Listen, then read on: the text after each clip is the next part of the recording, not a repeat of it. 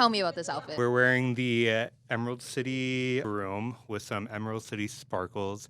And then this is designer Emerald City.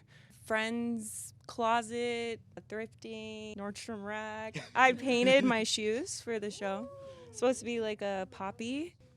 And show off your outfit. Yeah, so as Erin said, she painted these beautiful poppies right here. And then the rest of it's kind of thrifted, thrown together. What I could find that was green. Green fuzzy. I got this like in high school.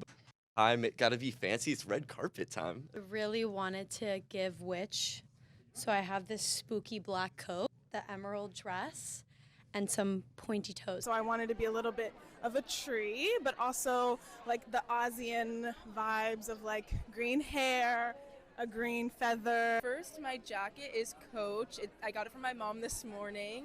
And then my dress I got from this place called Estelle. And my watch is an heirloom from my grandmother.